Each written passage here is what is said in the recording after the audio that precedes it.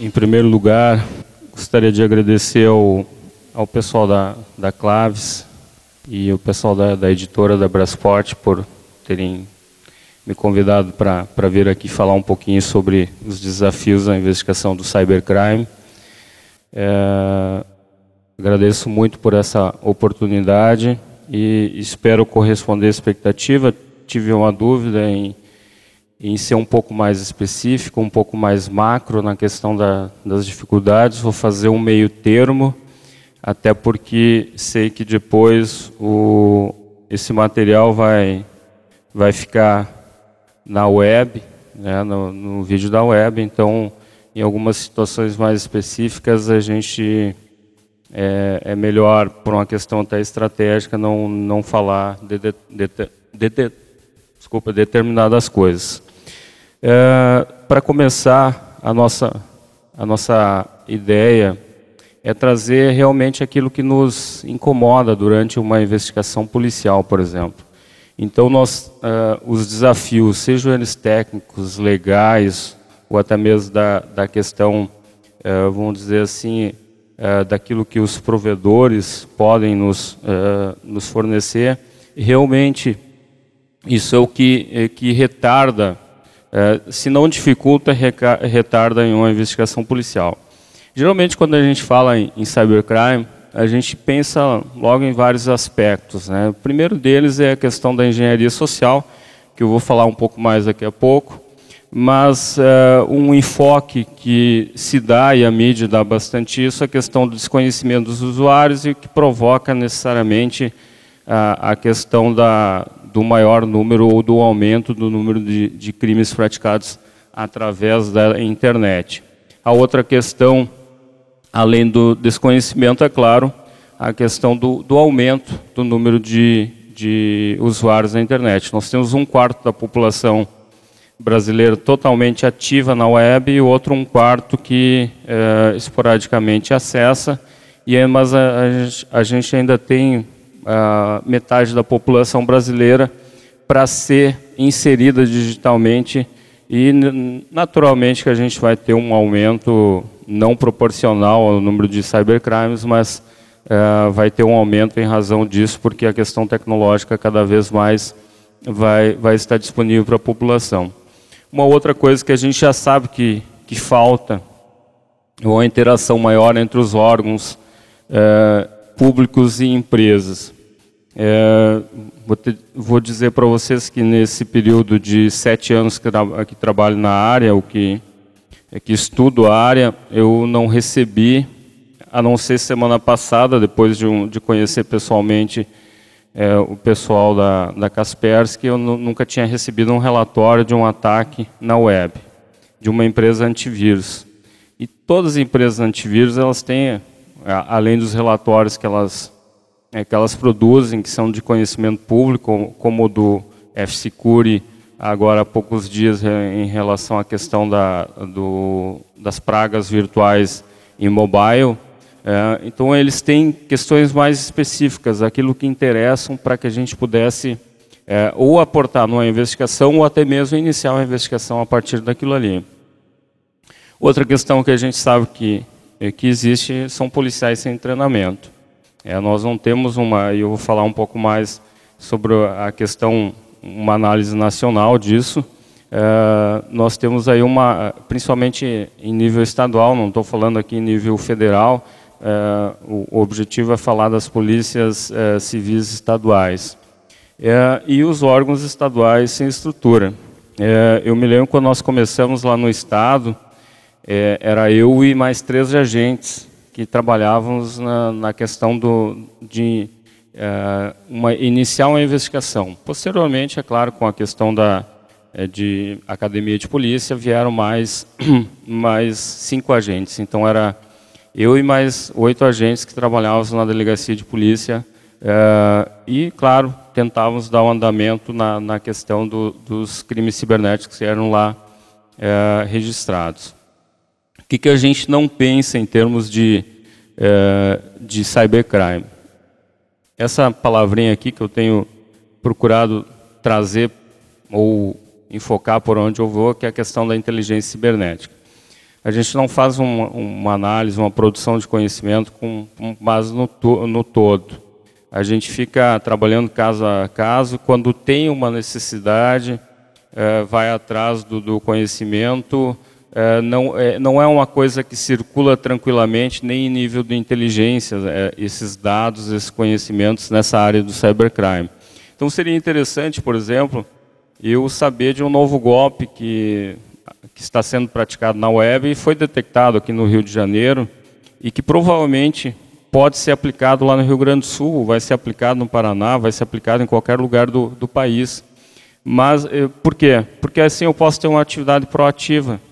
Eu posso até estabelecer uma nota por parte da polícia, orientando os usuários no âmbito daquele estado, evitando serem vítimas. Eu estou, de certa forma, ajudando que não me deem trabalho. Não necessariamente a questão de não dar trabalho, mas imagina a quantidade daquele estado, evitando serem vítimas. Eu estou, de certa forma, ajudando que não me deem trabalho. Não necessariamente a questão de não dar trabalho, mas imagina a quantidade.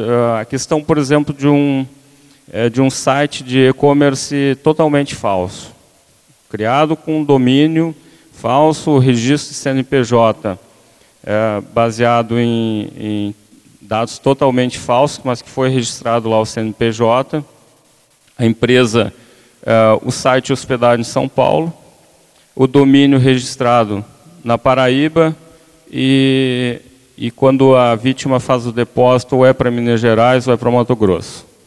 Então, uma dificuldade, o primeiro estado que detecta isso, em tese, poderia avisar os demais estados da questão do que conseguiu apurar em relação a isso para facilitar a questão do andamento dos outros, porque cada vítima vai registrar uma ocorrência e um inquérito policial. Isso é em todo o Brasil. Só que o entendimento jurisprudencial e majoritário é de que em caso de estelionato, praticado através da internet, a atribuição e a competência, a atribuição de investigar e a competência de processar é de onde foi oferida a vantagem financeira indevida. E então, como é que eu vou fazer isso? Eu vou escolher por onde o site está hospedado, São Paulo, por onde o domínio foi criado, na Paraíba, ou para onde foi feito depósito, num caso para o Mato Grosso, no outro caso para Minas Gerais. Então, e na verdade, provavelmente não é para nenhum desses estados. Provavelmente o autor desse estelionato, através da internet, está num estado completamente diferente. Isso só a investigação que vai me dizer.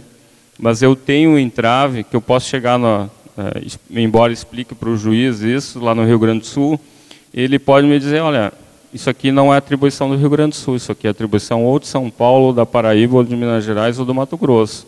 Te vira, pede lá. Então, essas dificuldades surgem a partir daí, e essa questão do conhecimento passado previamente facilitaria bastante.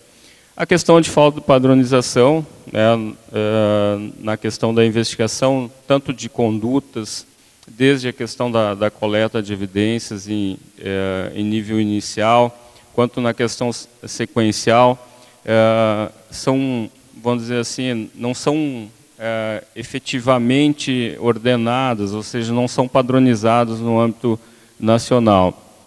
A questão da forense, que vai ser abordado bastante aqui pelo que eu vi na sequência desse evento, principalmente a questão da antiforense, ou anti-antiforense, é uma coisa que a gente precisa, como policial, precisa conhecer, mas a gente não necessariamente pode atuar sob pena de causar um problema na cadeia de custódia e aquela prova não ser valorada. Então, o policial tem que se treinar justamente para buscar a melhor compreensão da investigação e saber como atuar frente a um mecanismo, a uma questão que ele for aprender durante a investigação policial dele. Só para vocês terem uma ideia, nós temos alguns órgãos de investigação de crimes praticados na internet ou através da internet no Brasil, e o principal aspecto deles é falta de padronização, falta de estrutura adequada. Nós, quando instalamos a delegacia no Rio Grande do Sul, a gente contou, num primeiro momento, para ativar a delegacia com equipamentos doados da Receita Federal. Então, foram lá um X número de computadores, cada policial tinha um desktop e um notebook, mas isso não representa que ele tenha estrutura para investigar. Faltam softwares, faltam aplicativos para que ele possa fazer adequadamente o seu trabalho. Então, essa falta de padronização é em termos de estrutura, poderia ter um padrão nacional nesse aspecto.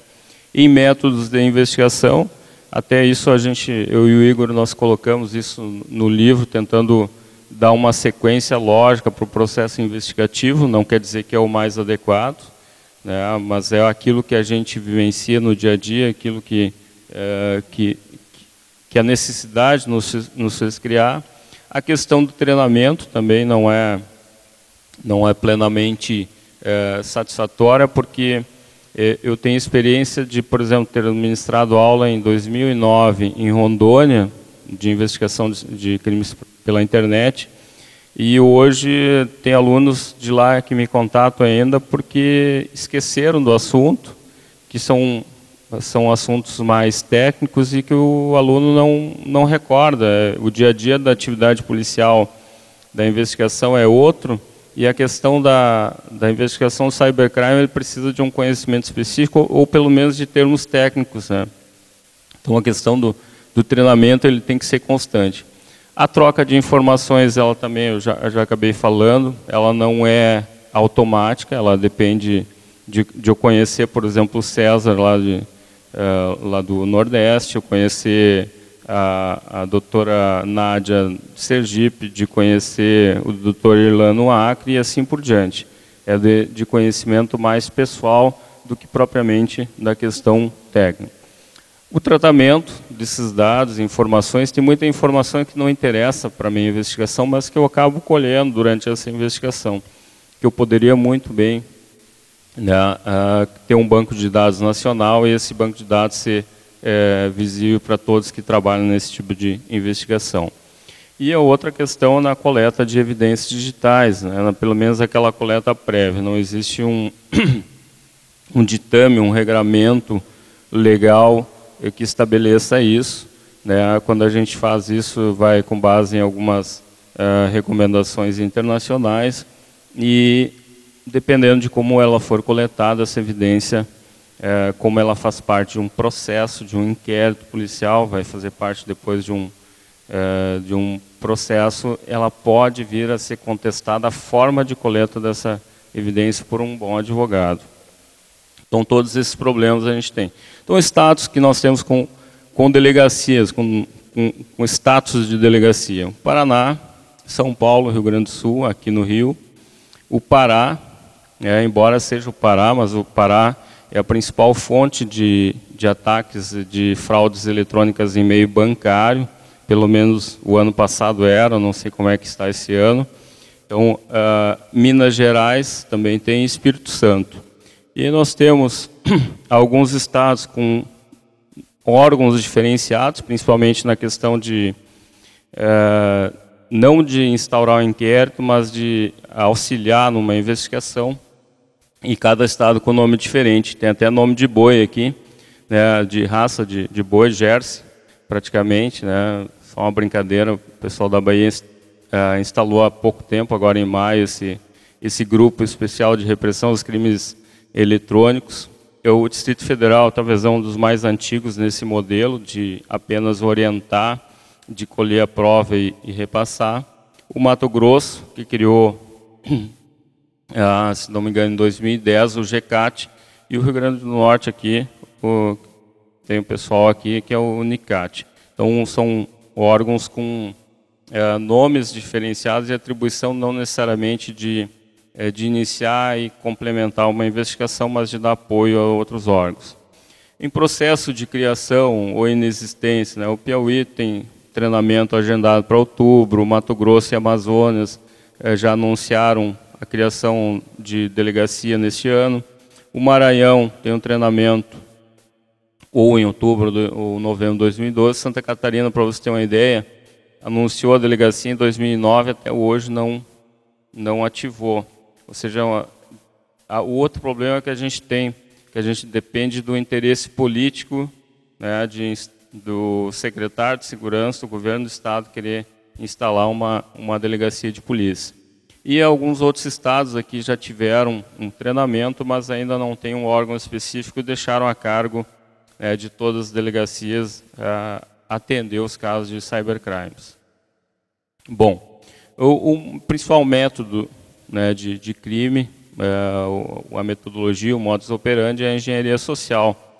É a metodologia que vocês conhecem, vocês são da área, vocês conhecem muito bem, que faz com que o criminoso virtual, aquele que tem interesse na questão financeira, na busca de um valor que nós, usuários, consideramos indevido, ele tenta convencer uma pessoa a executar alguma coisa no seu computador ou prestar alguma informação. Esse é o objetivo da engenharia social e temos a engenharia social baseada no meio. O usuário fica com temor e acaba aderindo à sugestão do criminoso virtual. E aí nós temos aqueles e-mails, que vocês conhecem muito bem, que de certa forma incutem algum temor. Por exemplo, seu imposto de renda caiu na malha fina, clica aqui para ver o relatório. Se alguém fez alguma coisa errada na questão colocou um zero a mais, colocou alguma coisa que não devia no imposto de renda, tem uma tendência em clicar. Esse aqui é um exemplo do caso do Bradesco. Uma pessoa estava infectada, acabou enviando para mim. O Bradesco hoje é o banco mais visado em termos de fraude eletrônica em meio bancário. E nesse caso específico, vocês estão vendo aqui, são 1, 2, 3, 4, 5 dias. Foram 11.027 cliques.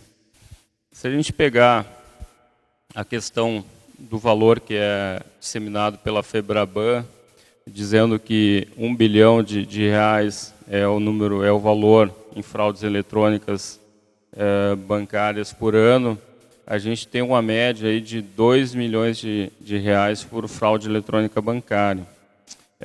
Aqui vocês têm uma ideia, vamos dizer que desses 11 mil cliques nesses 5 dias, metade acessa o banco. Significa 5 mil pessoas que deram informações para o criminoso virtual, e se de cada conta ele puder tirar R$1.000, é uma quantia financeira em 5 dias bastante elevada.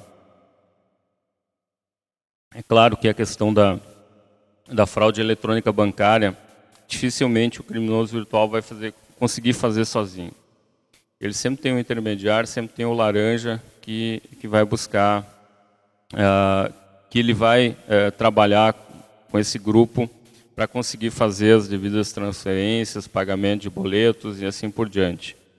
A curiosidade, né, também é outra forma que o engenheiro social utiliza para buscar, para angariar vítimas, né, a questão de promoção, por exemplo, esse aqui da Cielo, premiação referente a Cielo.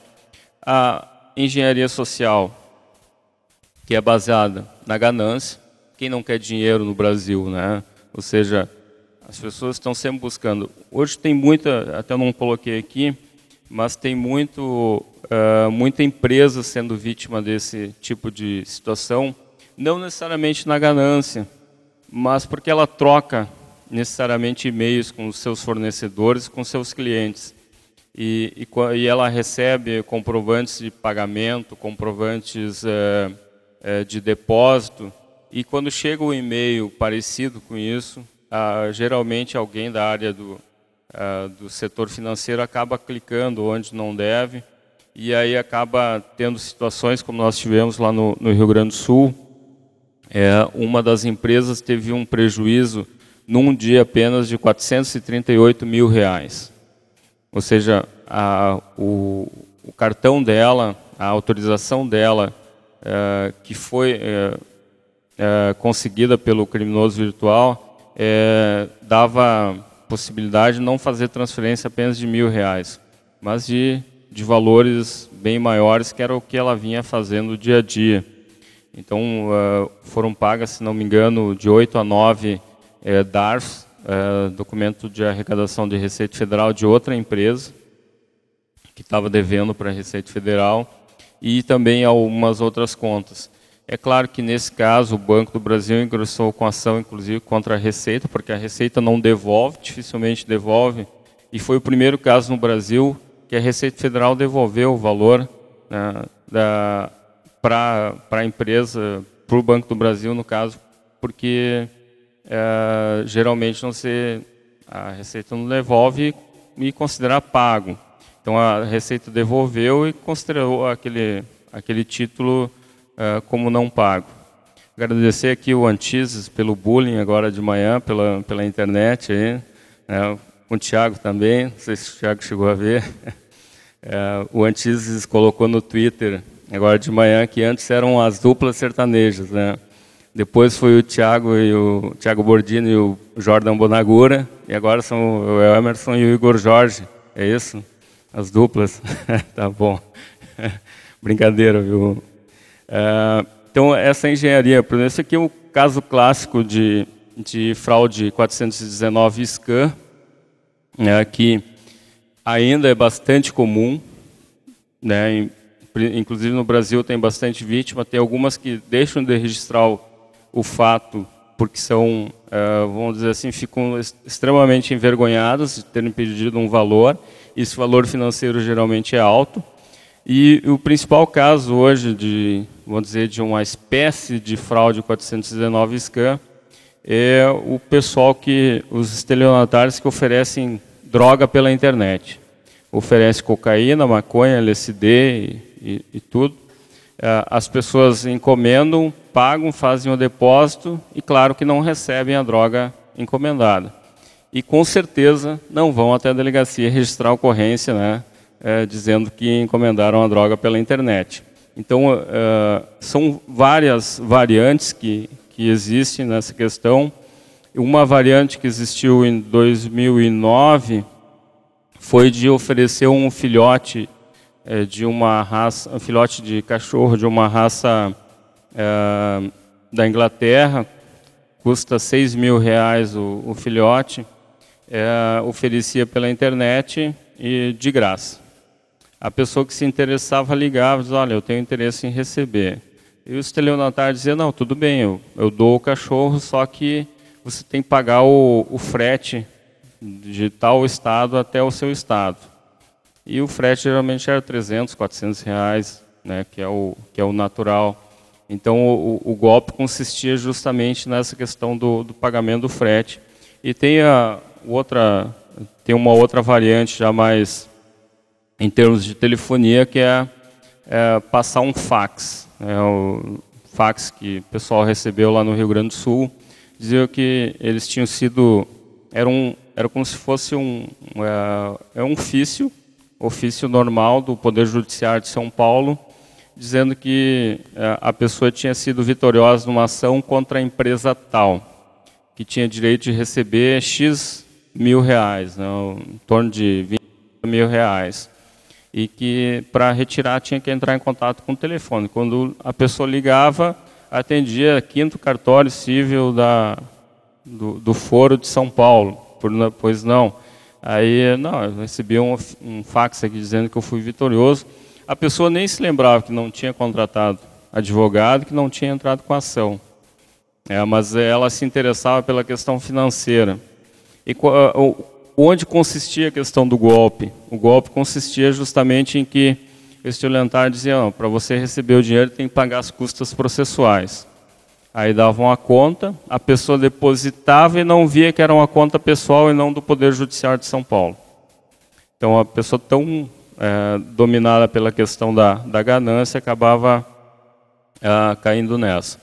E a engenharia social, que é outro método baseado na simpatia, né? A gente brinca que tem gosto para tudo, né? E tem aí várias formas, né, de angariar vítimas na web. Bom, e aí a gente entra na questão dos problemas legais, né, e não só legais, mas de análise e de investigação do contexto do cybercrime. Nesse ponto, eu vou procurar abordar itens específicos, né? Começando necessariamente pela questão dos problemas legais. Coloco aí que nem todas condutas hoje que são praticadas e que que provocam algum dano na web são previstas legalmente como um tipo penal. Eu trouxe um exemplo aqui do ataque de negação de serviço ao site da Assembleia Legislativa do Rio Grande do Sul, que ocorreu depois de um músico, um rapper gaúcho, fazer uma música contra os deputados, né, chamando-os de corruptos e tal, e os deputados processaram o rapper. Quando saiu a notícia do processo em relação ao rapper, vários hacktivistas fizeram um ataque de negação de serviço ao site da Assembleia Legislativa. Aí a gente tem que fazer uma avaliação. É crime ou não é? Qual é o crime que poderia ser? Bom, poderia ser um crime de dano contra o patrimônio público. Só que, na verdade, não houve invasão, não houve dano a nenhum servidor, nem a algum software, nada foi desconfigurado. Então, crime de dano eu descarto. Eu poderia ter lá o artigo 265 do Código Penal, que é atentar contra serviço de utilidade pública. Só que não é pejorativo, mas que utilidade pública tem um site da Assembleia Legislativa? Ou seja, se ele ficar uma semana fora do ar, o usuário ele vai poder buscar as leis provavelmente no Diário Oficial do Estado. Porque quem publica a lei, quem sanciona a lei, não é a Assembleia Legislativa, ela apenas aprova. Ela vai estar sob o domínio do Estado, então vai estar em outro lugar. Então, qual é o tipo de utilidade pública que tem um site? Tudo isso tem que ser averiguado. Nesse caso, não tem justa causa para instaurar um inquérito policial. E os problemas de análise de dados colhidos, né? O que eu chamo, a eficácia aqui fica em termos de casca, né? Ou seja, eu sei o que eu consigo analisar, por exemplo, tem a valoração da prova, mas tem algumas coisas que eu não consigo analisar. Então, coloquei o exemplo aqui de um ataque de phishing scam ou de um Trojan. O que eu consigo analisar? Eu consigo analisar o e-mail, o código-fonte, uma URL encurtada, o redirecionamento de link, mascaramento de origem, não quer dizer que eu vou ter, né, uma informação muito boa disso. As informações de domínio, que podem ser totalmente falsas, mas pelo menos algum ponto ali eu vou conseguir buscar. A questão do servidor DNS e a hospedagem, isso eu consigo verificar. O que além disso, a gente analisa numa fraude eletrônica bancária baseada em phishing, o cavalo de Troia.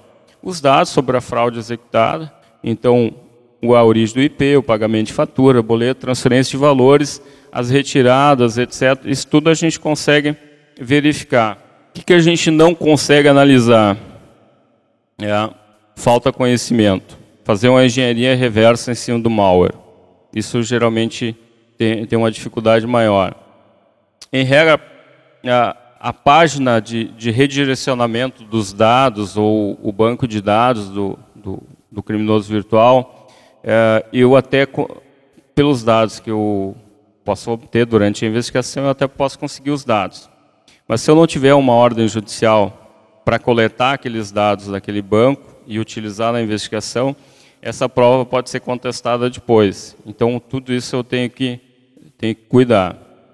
E outro aspecto que é importante, quando esses dados, né, estão protegidos por criptografia ou esteganografia. Aí é uma dificuldade maior, que falta conhecimento à maioria dos policiais no Brasil.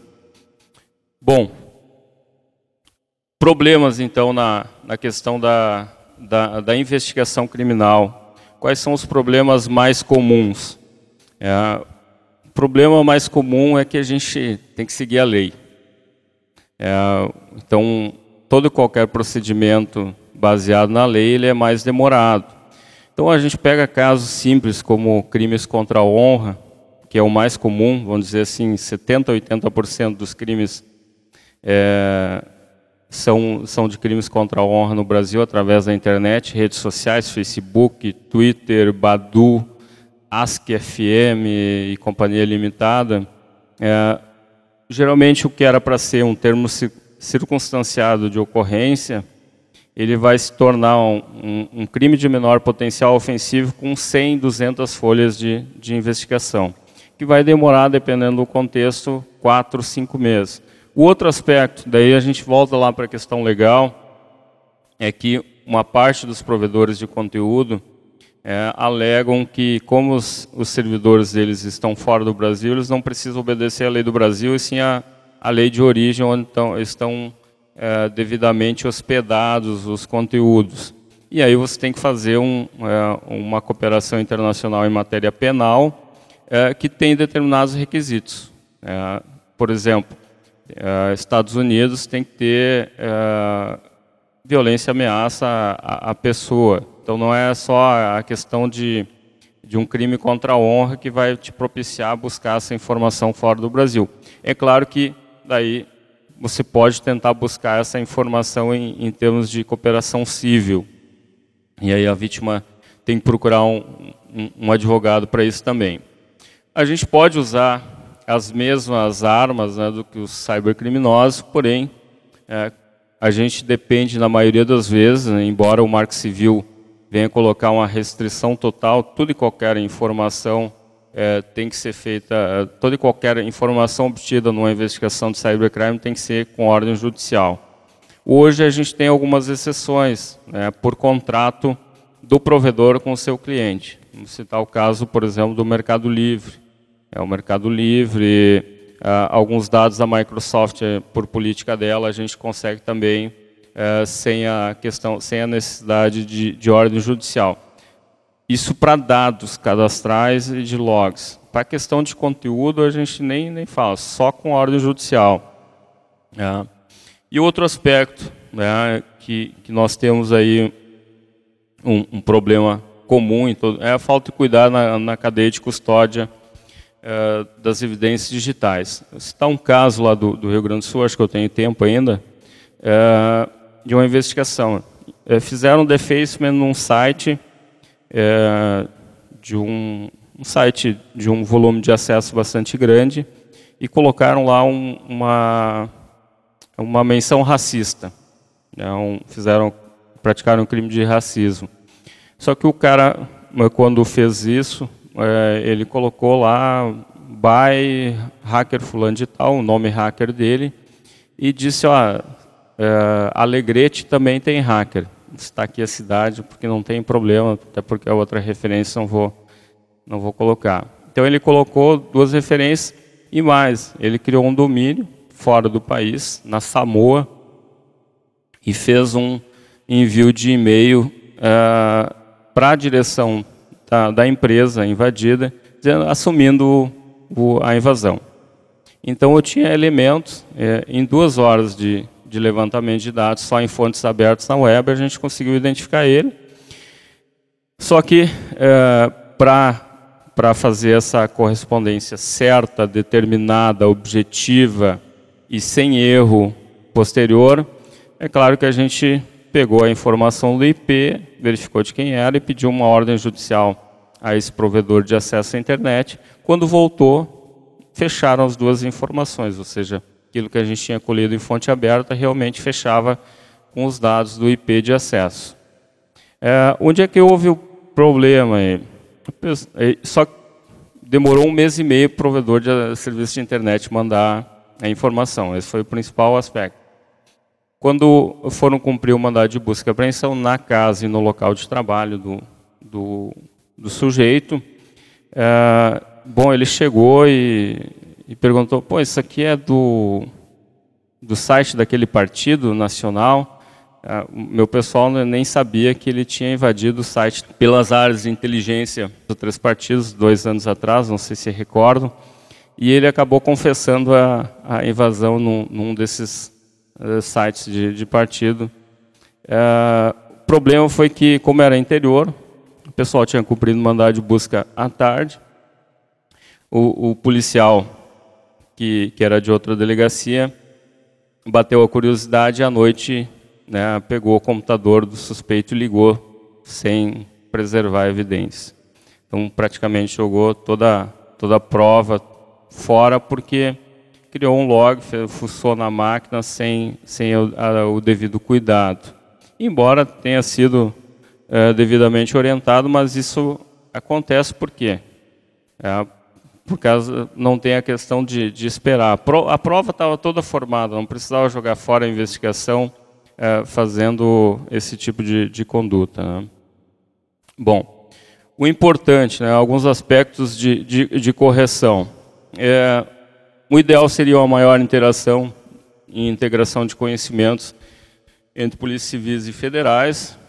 Estou tratando lá com o Sobral para a gente liberar, eles têm um curso EAD de investigação de cybercrimes para disponibilizar para policiais civis. Vamos ver se dá certo. Federais com as polícias, né, eu digo inteligência em termos de cyberdefesa, tem muitos ataques que interessam por uma questão principalmente na questão do cyberactivismo que acabe causando algum dano, alguma máquina, algum banco de dados estadual, como ocorreu em Sergipe. Essas informações poderiam auxiliar bastante na elucidação de alguns crimes. Pelos órgãos gestores, né, e também as companhias privadas que acabam não repassando informação. Eu digo um outro aspecto que também dificulta um pouco a investigação, é a questão da cifra negra, ou seja, a falta de registro. Tem muita coisa que acontece no ambiente da empresa, em que a empresa resolve com o colaborador, demite o colaborador, faz ele pedir as contas, vai embora, e aquilo, na verdade, caracterizou uma violação de segredo ou alguma coisa até mais grave, uma concorrência desleal, e não foi comunicado na delegacia, porque foi justamente fechado ali entre quatro paredes, né? E a questão, né, essas empresas antivírus, já fiz o comentário, que são voltadas à segurança virtual, acabam não passando informações que elas detêm que seriam importantes para o processo de investigação. O fundamental, já concluindo aqui, é a regulamentação da guarda de logs, de criação, conexão e de acesso. Não estou falando aqui guarda de logs de conteúdo, não é esse o objetivo. Eu sou favorável à questão de logs de conteúdo somente com ordem judicial, conforme já prevê a Lei 9.296. O outro aspecto fundamental, o estabelecimento de uma política nacional de combate ao cybercrime, não só esperar que cada estado faça o seu, mas ter uma padronização nacional, um treinamento de policiais, não só de policiais, a gente fala bastante em policiais, mas quando chega lá o ofício para promotor, para juiz, eles geralmente não entendem a linguagem. Nós tivemos uma situação de uma juíza em que a gente botou lá os logs de acesso, e ela entendeu que a gente queria a senha de acesso à conta do investigado. Isso a gente não pede, até quando a gente pede a interceptação de e-mail, a gente pede o espelhamento ou a criação de uma conta espelho. E por que não, né, o fundamental que seria evitar a educação digital como uma verdadeira política nacional, não só como uma retórica como tem sido. Então, acredito que tenha atingido o meu tempo limite. Coloco aí meus dados de acesso, meus dados de contato, e se tiver alguma pergunta, fico à disposição. Muito obrigado.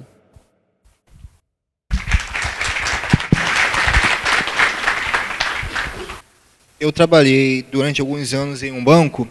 Em uma agência, né, eu recebia as reclamações de clientes dessas fraudes bancárias. E como você demonstrou anteriormente, algumas fraudes, o dinheiro é desviado através de pagamento de imposto. Sim. Onde geralmente no banco o limite para esse tipo de pagamento é maior. O fato de ser pago o imposto e a identificação da pessoa que está sendo beneficiada, é mais clara, isso a incrimina ou pelo menos ajuda a seguir o rastro do atacante? Sem a ação dela, o crime não ocorreria. Então, eu pessoalmente entendo que ela é coautora do crime. Ela não é nem receptadora de um valor subtraído, ela é coautora. A receptação é um crime menor, mas no caso eu entendo que ela comete também o furto qualificado mediante fraude. Tem muitos casos que a gente só vai chegar a ela, justamente porque tem todo o cuidado lá do criminoso que faz a transação via web. Tem um tipo hoje que é uma técnica chamada PHO, que o criminoso ele consegue, ele instala um aplicativo na máquina da vítima, que faz com que, quando a vítima acesse o banco, ele recebe uma notificação no seu computador e ele faz o acesso simultâneo. Então, acesso remoto e simultâneo. Então, o que aparece para o banco vai aparecer o IP da vítima, não vai aparecer o IP dele.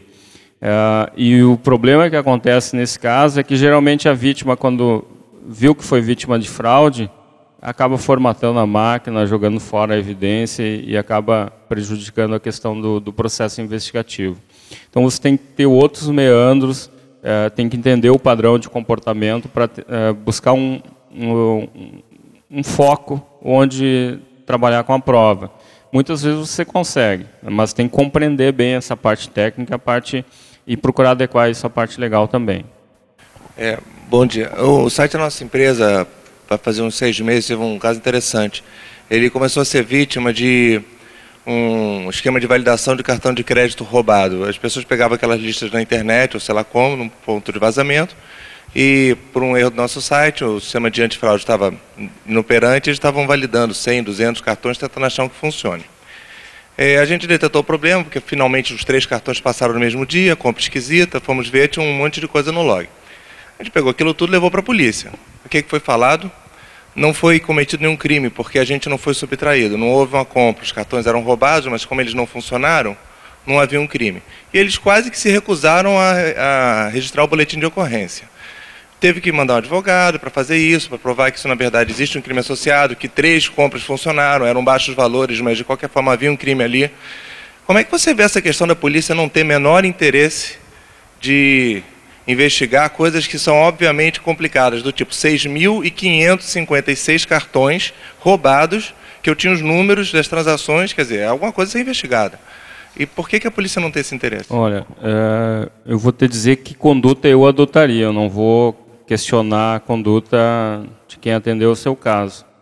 Eu, frente a um caso desse, eu estou frente a pelo menos a um grupo criminoso, né? Isso me dá justa causa para a instauração de um inquérito policial por formação de quadrilha e estelionato, pelo menos.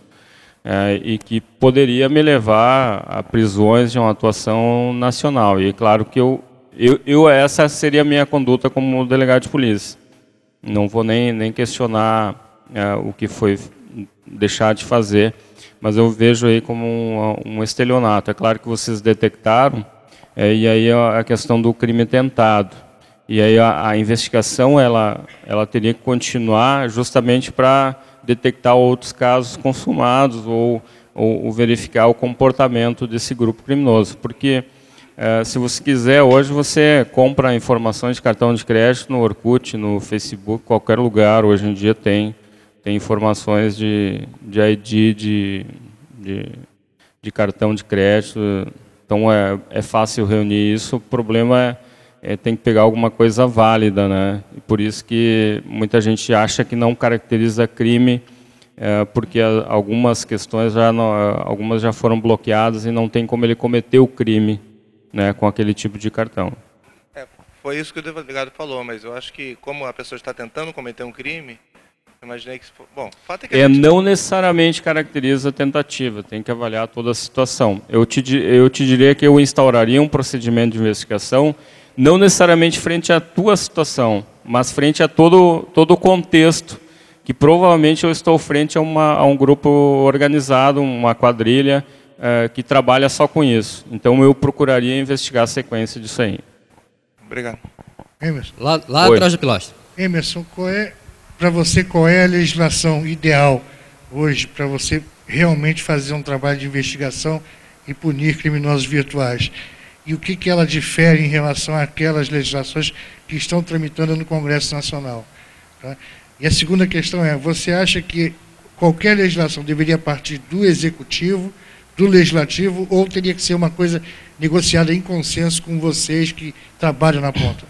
Eu acho que uma legislação boa é aquela construída com a sociedade, com o debate. Eu só vou tentar harmonizar as duas perguntas. Tem um artigo desse projeto de lei, da Carolina Dickmann, que, se não me engano, é do artigo 298, ele insere um dispositivo no 298, considerando cartão de crédito falso ou roubado como documento particular. Então, poderia considerar falsificação de documento particular. Então, especificamente, eu não consideraria a questão de uma eventual tentativa de estelionato, mas sim eu poderia fazer a prisão por falsificação ou portar documento particular falso. A questão da legislação, eu acho que, na verdade, assim, vai se resolver isso com a questão do novo Código Penal brasileiro, que eu acho que está sendo construído em cima de todos os debates que foram feitos sobre a Lei Azeredo, sobre o Marco Civil, sobre esses projetos. Eu acho que no Código Penal, e é claro que vai faltar, a questão, por exemplo, de um outro projeto no Congresso Nacional, de obrigatoriedade em âmbito nacional das lan houses guardarem informações, que é uma coisa que, embora tem vários estados, vários municípios que se vangloriem de ter essa legislação, na maioria deles não funciona. Então, é outra questão. Nós tivemos uma investigação ano passado em que eram 19 acessos e foram 19 lan houses diferentes, e nenhuma delas guardou a informação a respeito do acesso.